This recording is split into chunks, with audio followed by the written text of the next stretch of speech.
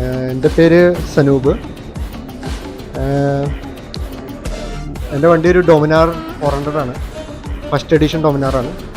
ഒരു 5 കൊല്ലമായി, 5-6 കൊല്ലമായി. അപ്പോൾ വണ്ടിയുടെ ഒരു ചെറുതായിട്ടൊരു എന്താ പറയുക, പെർഫോമൻസ് ഒക്കെ ഇത്തിരി കുറഞ്ഞോന്നൊരു സംശയം തോന്നിയുകൊണ്ട് ചെറുതായിട്ട് പൊല്യൂഷനൊക്കെ ഇത്തിരി കൂടി വരുന്നുണ്ട്. അപ്പോൾ എല്ലാവരും പറഞ്ഞൊരു 40,000 കിലോമീറ്ററിൽ എന്തായാലും ഇത് ചെയ്തേക്കാന്ന്, എന്താ പറയുക, ഡീകാർബണൈസ് ചെയ്യേണ്ട ഒരു സമയമായി. 40,000-50,000 ചെയ്യേണ്ടത് നല്ലതാണെന്ന് പറഞ്ഞു.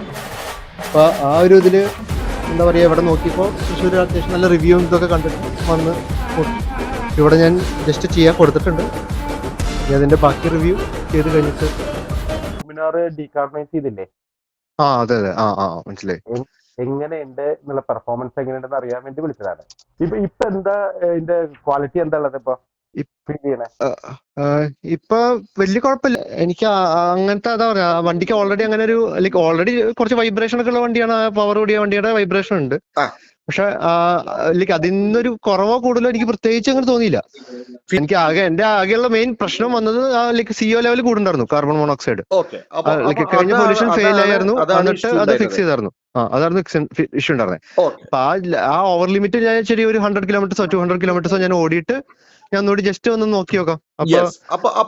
അങ്ങനെയാണെങ്കിൽ എപ്പോഴാണെങ്കിലും ഒരു 2-3 ദിവസങ്ങളിൽ എപ്പോഴാണെങ്കിലും വന്നോളൂ. അപ്പൊ എനിക്കൊരു സന്തോഷമായില്ല. സംശയമില്ല, അത് ഞങ്ങളുടെ കൂടി ആവശ്യമാണ്. താങ്ക് യു കേട്ടോ. ശരി.